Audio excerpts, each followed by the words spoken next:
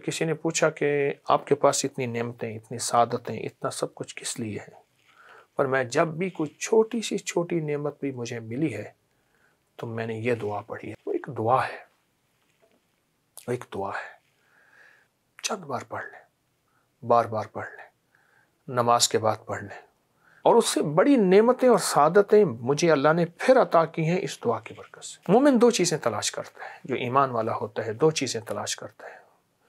पहले सादत तलाश करता है, फिर कबूलियत तलाश करता है। पहले ये होता है कि या अल्लाह कोई इबादत का मौका, कोई सादत का मौका, कोई खैर का मौका मिल जाए। पहले ये होता है, जब वो मिल जाए, मेरी बात याद रखिएगा, जब वो मिल जाए फिर अगला ये होता है कि या अल्लाह अब तो कबूल कर ले। एक दुर्वेश थे, वो हर नमाज के बाद ऐसे मुंह पे हाथ रख लेते थे। तो किसी ने पूछा आप क्यों रखते हैं? फरमाया मुझे पता नहीं, मेरी नमाज मेरे मुंह पे न मार दी जाए, कबूल है या नहीं है। कबूलियत का फिक्र, मकबूलियत का फिक्र और महबूबियत का फिक्र कि अल्लाह इस अमल की वजह से मैं तेरा महबूब बन जाऊं और तेरे महबूबों का महबूब बन जाऊं और तेरी मोहब्बत में शामिल हो जाऊं। जब ये फिक्र इंसान की ज़िंदगी में आता है और ये फिक्र इंसान की ज़िंदगी में आ जाता है, फिर गैबी दरवाजे खुलते हैं, गैबी निज़ाम चलता है और गैबी अताएँ उसके करम के फजल की होती हैं। जब ये ज़िंदगी में आता है, ये कैसे आएगा? ये दो चीज़ों से मज़ीद आएगा, एक फ़िक्र से और एक दुआ बताता हूँ। इब्राहीम अलैहिस्सलाम ने अपने छोटे से बेटे के साथ काबा की तामीर की। आज भी आप काबा के अगर दाएं तरफ जाएं तो एक जबल काबा जगह है, आज भी है, उसको जबल काबा कहते हैं। यानी वहाँ से पत्थर उठाए थे, और वो पत्थर बेटा दे रहा था और अल्लाह अपनी कुदरत कामला से अल्लाह ने इब्राहीम अलैहिस्सलाम जिस पत्थर पे खड़े होकर तामीर कर रहे थे, अल्लाह उस पत्थर को ऊंचा कर रहा था। जितनी दीवार ऊंची जा रही थी, पत्थर भी ऊंचा जा रहा था। आज भी पाँव मकाम इब्राहीम के नाम पे मौजूद है। बड़ी मुशक्क़त से काबा बनाया, पानी नहीं, मशीनें नहीं, कुछ भी नहीं, काबा की तामीर की अल्लाह के अमर से।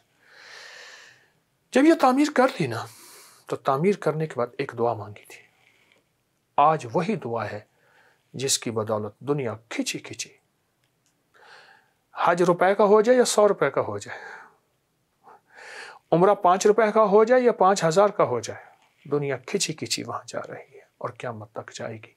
वो एक दुआ है, वो एक दुआ है।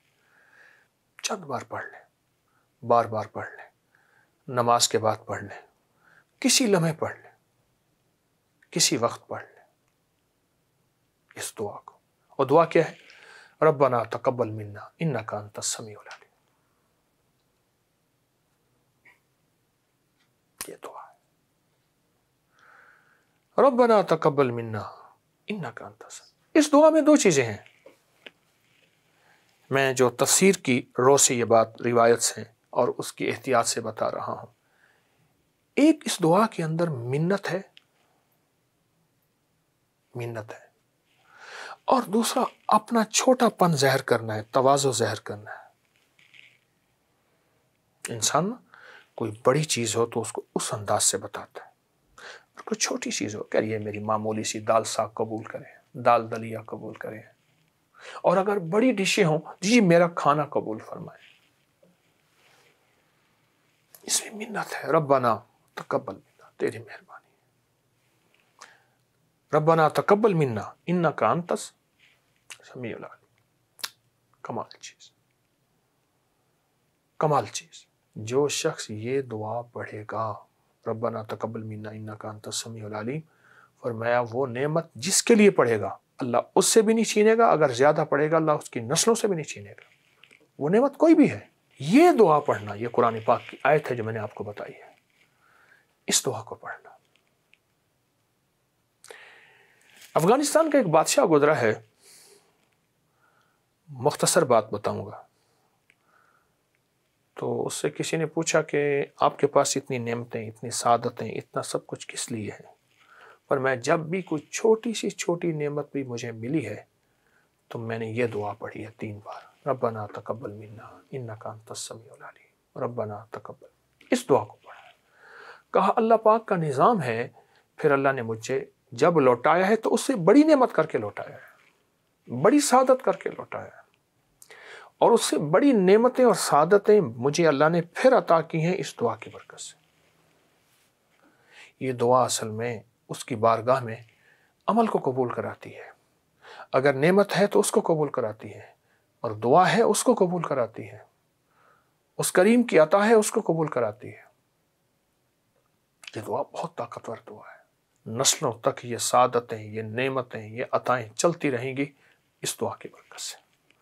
تو اس لیے قبولیت کا فکر بہت ضروری ہے، اور اس قبولیت کے لیے یہ دعا وہ ہے جو اللہ کی بارگاہ میں قبول ہو چکی ہے، بس ہم نے اپنے لیے پڑھنی ہے، اور انشاءاللہ اللہ ہماری یہ عبادت بھی، ہماری یہ سعادت بھی قبول کرے گا۔